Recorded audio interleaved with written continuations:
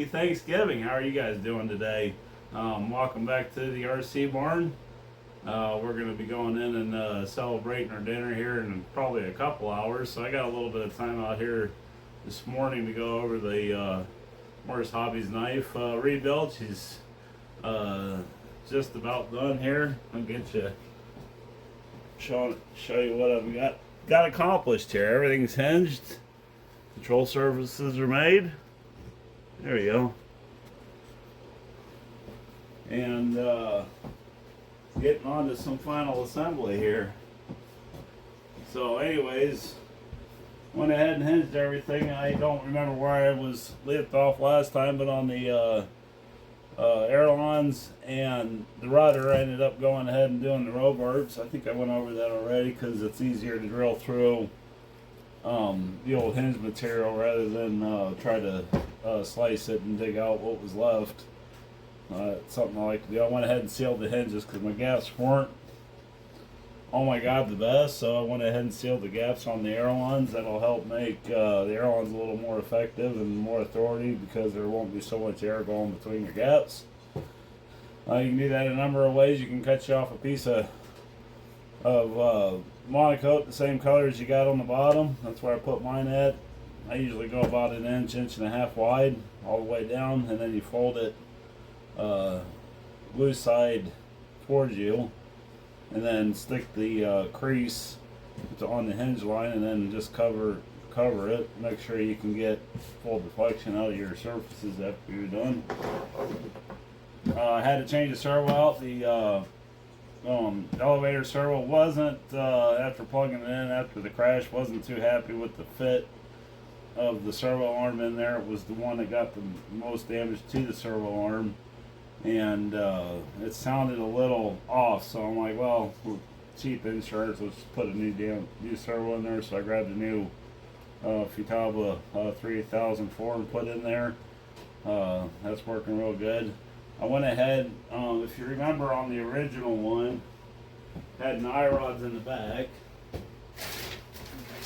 and he had it sort of like this. Well, this is how it was. And he had them dowel rods. Now that wasn't a bad idea, but the biggest problem I had with the dowel rods back here was the previous builder had them glued to the surface. They didn't have them like through it, to give it strength. So every time you transported it or wasn't careful at the field or whatever, you would knock these things loose, as evident by all the glue. Field repairs that I did to this thing, I ended up putting screws in it to hold them in. I kind of took that idea and ran with it, and I took some small, I think it was like 3/8 dowel.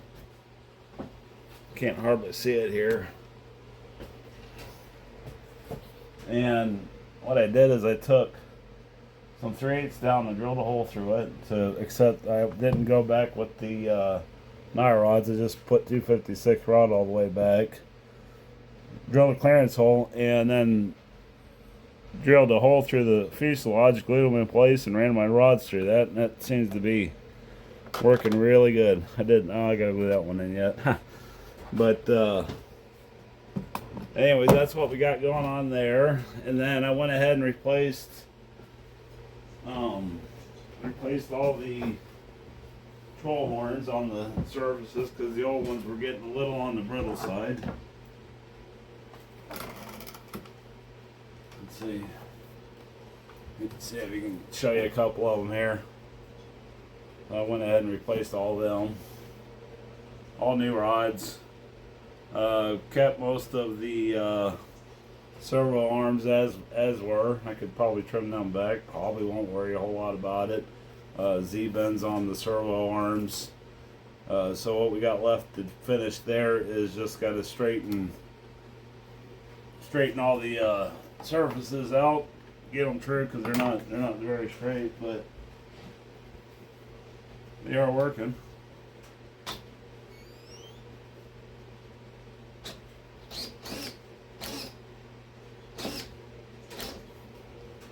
And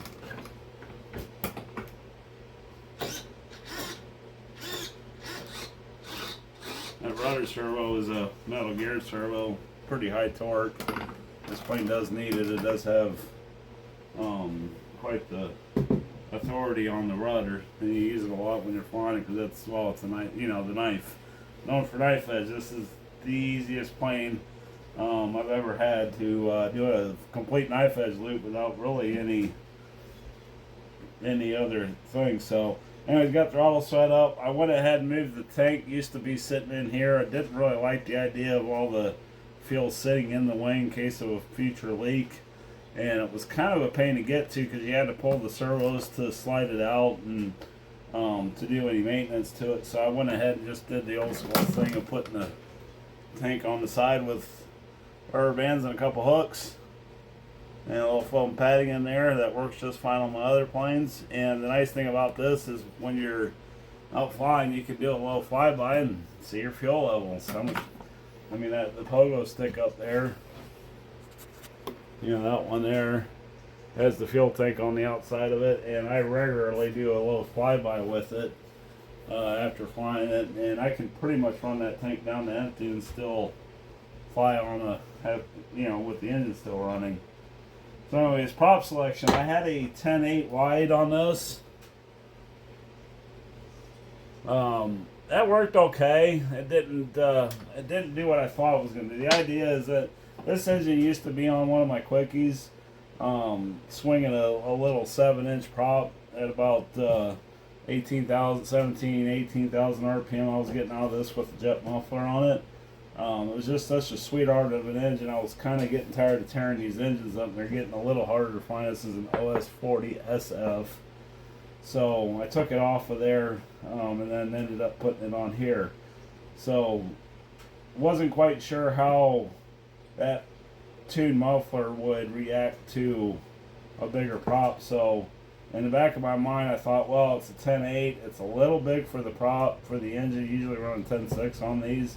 But with the tune pipe giving a couple more thousand RPM at top end, it should be able to pull it. But I believe I was having an overheating problem running that big of a prop. I'd like to try an 11.4, but I don't have one right now. So I'm going to go with a 10.6 APC that I had kicking around. We'll get that on there. I got to, you know, true up here. I don't know if I ever went through, you know, doing a prop with you guys here. So anyways, these APC props are, as you can tell, they can take a finger off. First thing I like to do is take my X-Acto knife here and run it backwards across here and flatten these surfaces out, because there's a little bit of scale from the molding surface on there. See, I'm not taking much off. Maybe I can get you a camera view. There we go. They just run it backwards. Flatten that out so it's not such a sharp edge.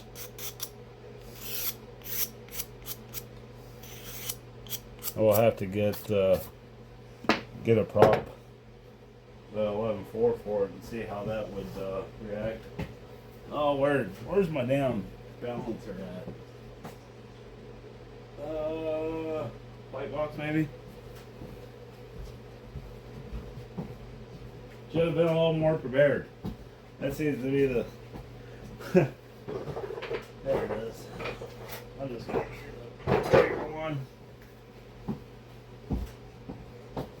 I believe this one came from Great Plains. Obviously they don't make them anymore. But that's a prop balancer. That's just a field one.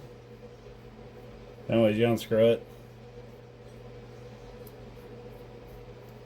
I do have a more precision one, but I am not exactly sure where in the heck it's at right now. These work just fine. So anyways, you screw that in there. Like that. You don't want it. Come on. You don't want it super tight, but anyways, you just take your fingers, go like that, and if it stops and doesn't keep moving, that's pretty good. Usually it would drop a blade, you know. If one blade's heavier than the other. If one blade's heavier than the other, then you can scrape, take some sandpaper and sand the inside bevel here. But are in good shape there.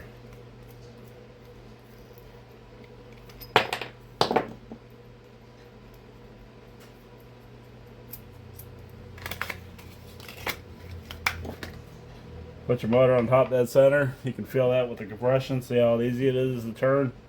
Turn it till it stops. Put your blade on horizontally.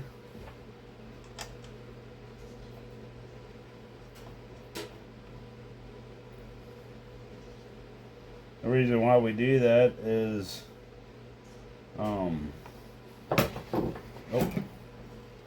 if you have a dead stick, then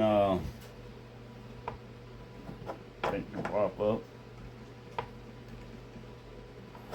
There we go. See if the spinner fits.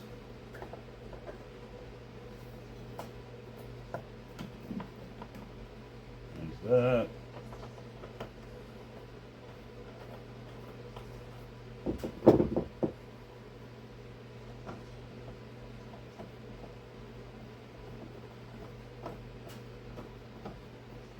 Maybe I'll come around this winter before summer hits and polish this thing up and polish the spinner up. Well, that thing needs some little bit of oil. It gets running, it'll be fine. So anyways, there's that. Let's see, as far as setting the radio up, I'll just turn the radio on and I'll adjust my linkages and make sure everything's nice and flat, and then we can go from there after the test flights. Because this thing's gonna give me lots of service after this crash and rebuild and stuff. So at least 2 or 3 years, right? So anyhow, I think we're gonna call that done. I did order the graphics from Cali, and the pilot dock in there. So we're gonna get him. They should be here in the next week or two. So we'll get that in there. That'll be the next steps here, is to trim out the cockpit area, and do the rest of I'll probably do the rest of the black trim at that point. I'd like to trim this down. Yes, I'm going to leave the hatches yellow. Those are the original hatches. I didn't really see any reason to take and recover those. I know they don't match the white, but it's a sport plane. It matches the yellow on the tail. Kind of ties everything together. That's what artists call that stuff, right? So, anyways, that's probably going to be it for me today. We will get on the next project. I think I got something special and treat for you guys. I know I said last video I was going to get on the Mustang. I still need to do that, but I also got a plane I got to get scratch built this winter too, and probably do some modifications to it, and maybe show you guys a little kit bash. So anyways, you guys have a happy Thanksgiving, and enjoy your time with your families, and we will catch you on the next one.